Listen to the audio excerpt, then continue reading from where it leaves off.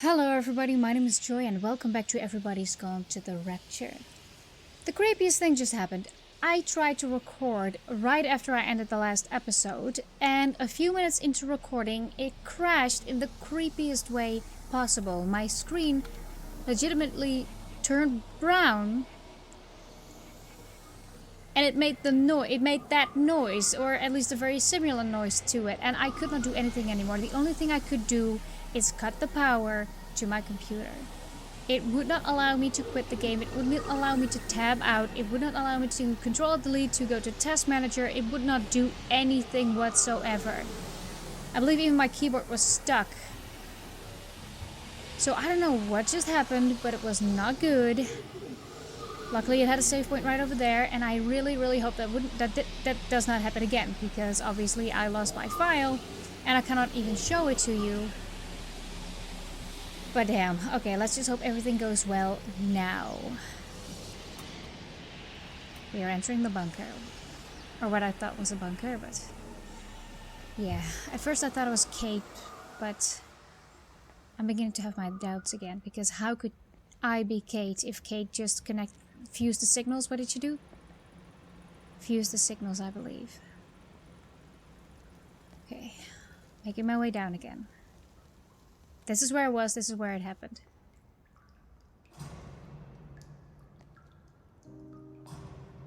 When I was a kid, my dad found a fox.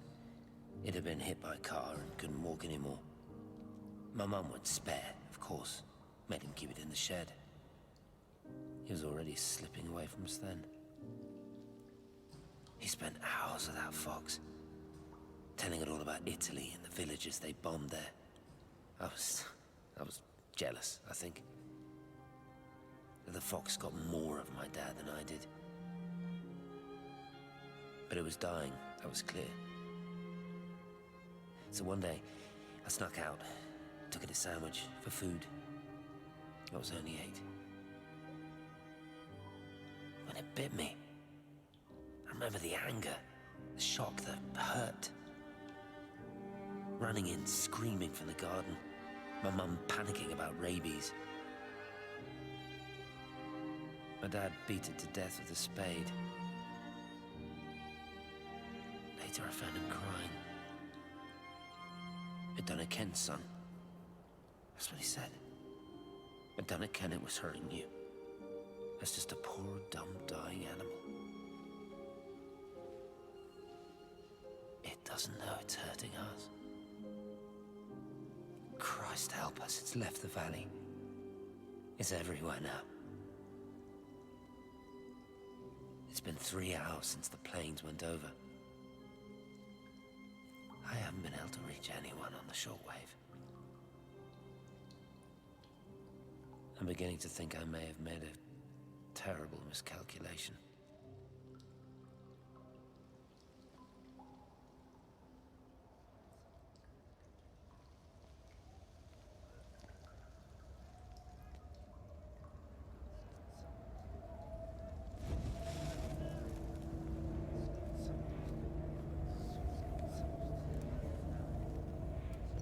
Right, so this is it. Didn't crash this time. That was the first time in my life that a crash added to the experience. I really thought the game was messing with me, but okay. Let's do this. Wait, I can't. This is doing it by itself.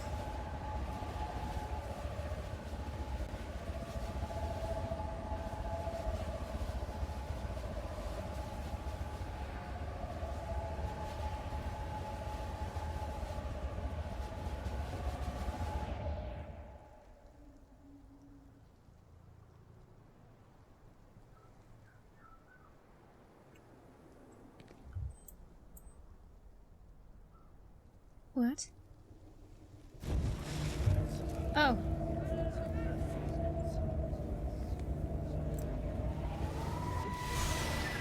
Now I can activate it. No! Okay, it just tabbed out for no reason. I hope my recording is still okay. What is this doing? This game is messing with me in every way possible.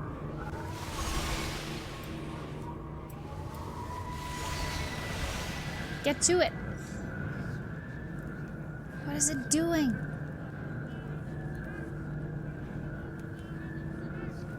I definitely hear a child in there. What the hell is it doing?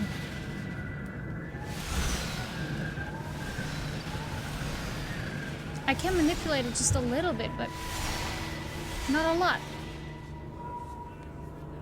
Not a lot. Is there something else I'm supposed to find in here?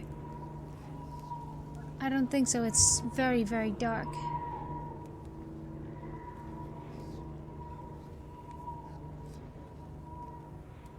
No, I don't think so.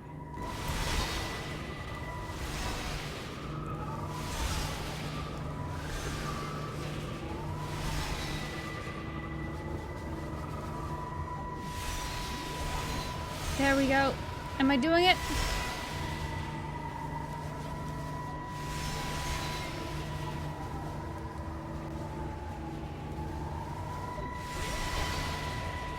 Come on. Come on. Okay, I'm doing something.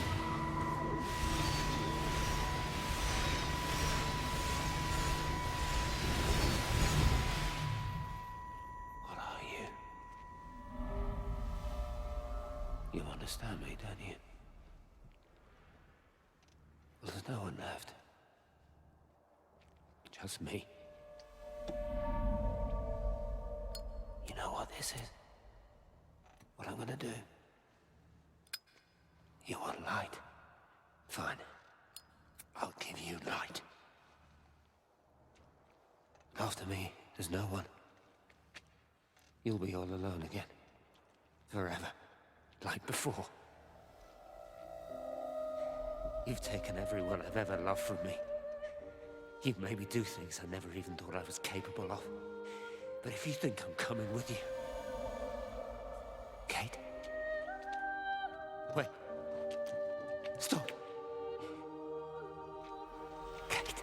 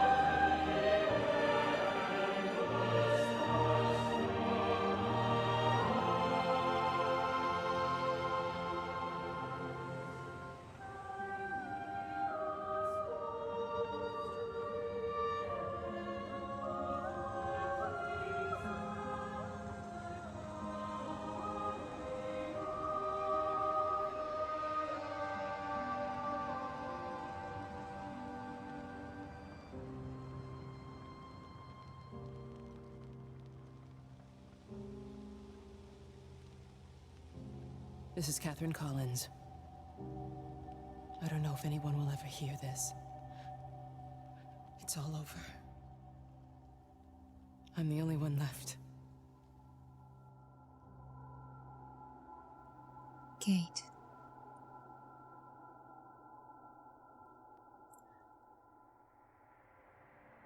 I'm still playing, aren't I? So the light did contain the people in some way? Because he was reaching for it and said, Kate? Or maybe it was misleading him? I don't know. But I'm at the tower. I'm there.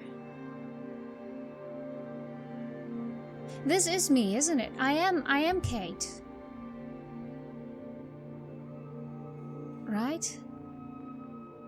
Oh my god, I for real thought that the game had ended there. I forgot that I was still here. What is that? Printers in odd shapes. Hold on, let me check up on my recording just to make sure.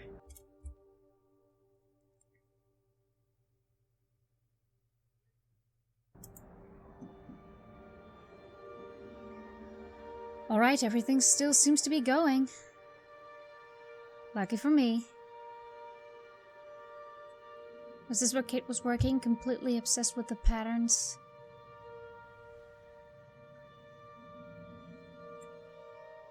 What are those? Black holes? Magnetic fields? Something like that? Oh well, I guess it doesn't really matter. I don't know, did Stephen die there, or did he... I mean, he did drop the lighter. So yeah, he'd be pretty dead after that. Assuming he scattered gasoline or something like that. I'm exploring around a little bit because I want to make sure to not miss anything. I know I have to go to the tower.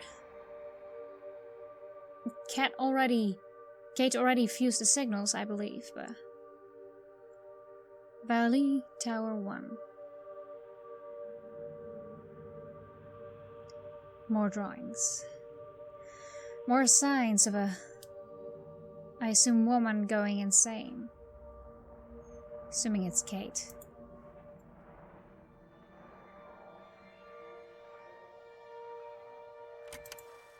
On the plane, Stephen leaned across me and pointed out the window. Down there, he said. That's home. But all I saw were patches of color. I don't think until this moment that I understood that one could contain the other so completely.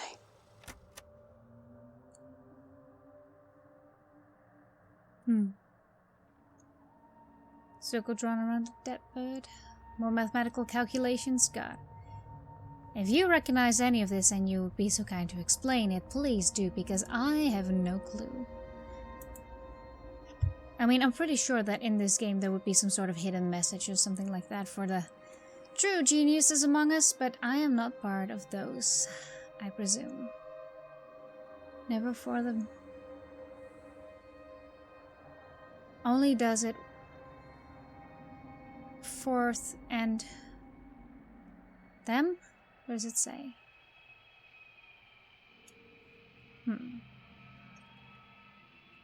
I assume that will lead up to the tower, so I'll take the theatrical main entrance, thank you. I've already been to Tower 2, so it's time to move up.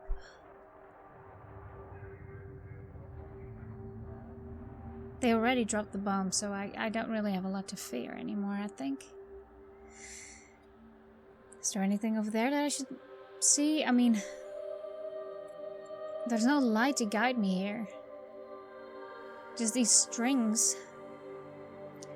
Probably because I'm the light now. Is that it?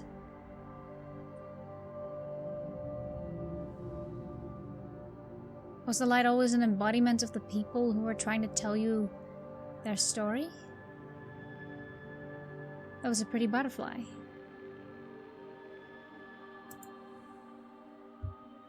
That was very pretty.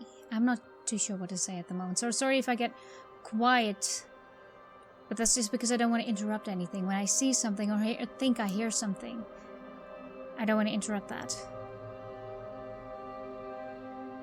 But I guess this has always been a bit of a quiet game. Tower 3. Which I don't mind, by the way. I actually like these games with a bit of a unique way of telling a story. Again, I will save my final thoughts for the final episode at the very, very end. Stop that! I don't know why it keeps tabbing out sometimes. I don't know why it does that, but I don't like it. And it's pretty eerie that it's happening right now, because like I said, the crash startled me quite a bit. Because of what it looked like. My screen didn't turn black, it turned brown. Like a darkish golden brown. Okay, well I guess I don't need to be here. I thought this was where the candles were leading me, or at least the little lights. The liquid light, as they called it. But where am I even headed? Do I still have a purpose in here? Am I still supposed to do something? Because pretty much everything that Kate said she would do She already did, and maybe I'm not even Kate.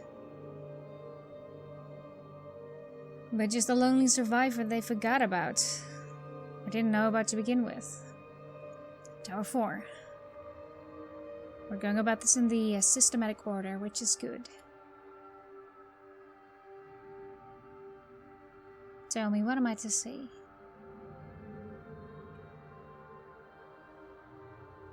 I'd imagine that those stringy things are just... You know, the energy of Kate that was supposed to lead you somewhere, where she has walked, where she has been a lot, maybe? Because this is the first chapter that doesn't start with actual dialogue, I believe. That doesn't, like, immediately introduce the character to you and show you who the character is. Because we have a 4 now. Didn't we? With Steven, with Wendy, with the woman before that. And the other older man, I believe. I'm not sure anymore, it's hard to remember.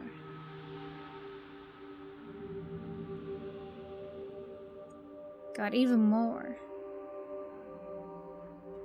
Why would you be working here? Were you studying the sky and just drew it on the spot? That's a beautiful northern light. Philly Tower 5. Why are there so many TVs up here? So many monitors. It reaches out from the shadow of the tower, across the observatory, over the valley, and consumes the world. Everything is light now. Everything has come to rest. The world is scored by the traces we carved into it. Our presence is everywhere, the bridge joining our stories. This world existed before we came to it, and it will continue without us. In the empty fields and houses, our traces radiate, and others will come to dance in the light we cast. We can slip away gently, unafraid, knowing that everything will continue. So Kate is still here. I mean, that sure is like a pretty profound statement she makes, and I believe it to be true. I mean, when humanity ends, it doesn't necessarily mean the world is gonna end. I can go in here.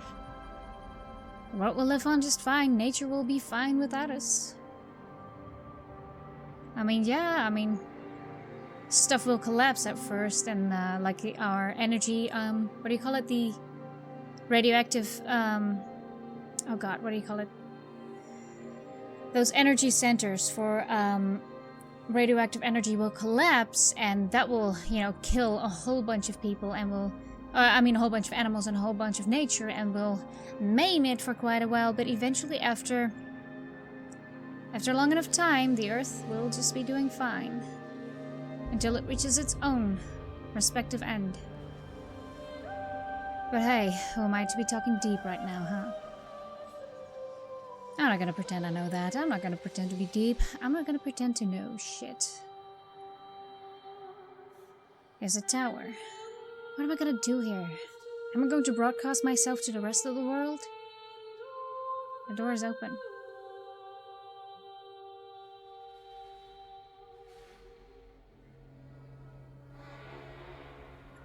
Is that Kate? Is the light Kate? I think I was right. I think the light was the people you were following all along. Just telling you their story. Their traces, at least.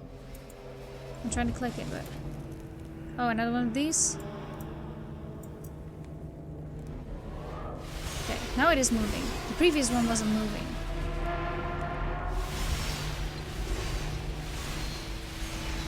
Go! Right. We gotta hit the right exact spot, and then it goes fine. There we are. Oh.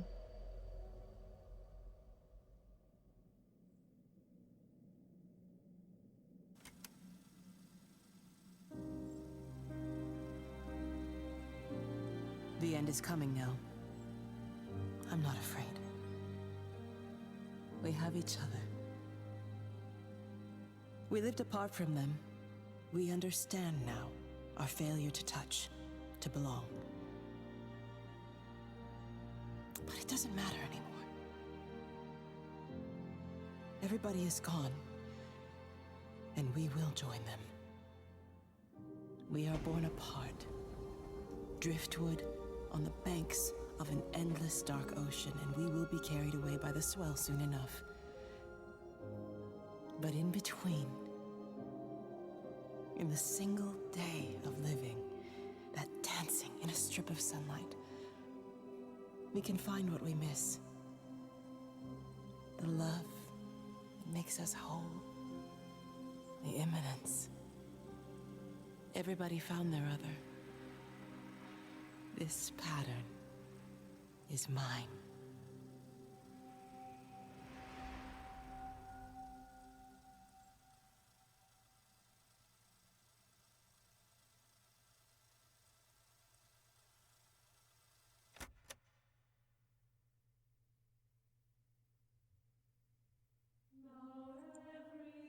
That was the end of Everybody's Gone to the Rapture by the Chinese Room.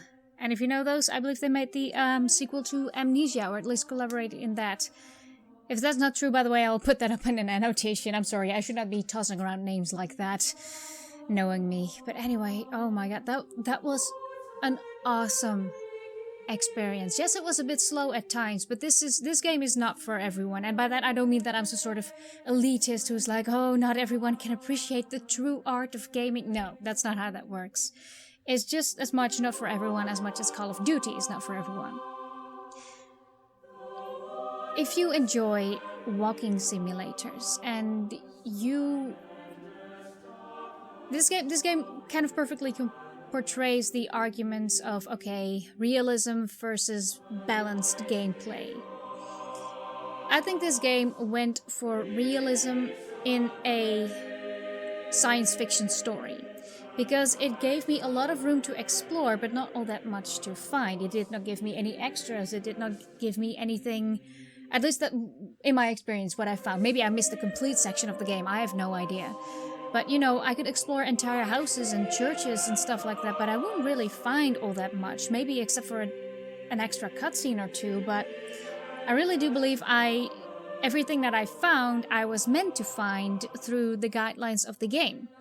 So you can argue that the game would be boring and slow-paced, because it was definitely very slow-paced. I believe I spent about 5 hours or more on this game, which is long for this type of game, but I think it did it very, very well. This is the perfect game to relax to if you want to really experience something. I want to compare it a little bit to Journey, though Journey was a little bit more interactive, like had more of a gameplay element to it, instead of just being the observer of a world falling apart. But it gave me a bit the same feeling of wonder, like, oh wow, what happened here? Because some people were criticizing, I will leave a link down in the description, by the way, to an article that somebody I know wrote, somebody I have become friends with, I think I can say that, made by Chase Bond. He had made a review of this game as well. There are some things I agree on with him, and there are some things that I disagree with, and that's perfectly fine. I think this game was something just very, very pretty and meant to be experienced and worth the wait. Because yeah, at the beginning, at some point, I really considered stopping the series because it went so horrifyingly slow. I just lost interest at some point, so maybe that particular part of the game wasn't as well designed as the rest of it, but towards the ending, it was just stunningly beautiful, and it was really telling me a story, really showing me a world that had just gone through a rapture. It did not give me the action of the meteors coming down. It did not give me the action of the screaming people being taken by the light. It just gave me the traces and the final moments of a person walking through basically the apocalypse. And I love how they didn't just make it about the apocalypse theme. I love how they also made it very personal. They made every single character pretty interesting, in my opinion. I mean, you really could see the lives of these people, and they had their flaws and they had their good parts. They were all flawed but interesting characters. So I'm sorry, I'm beginning to ramble a little bit right now.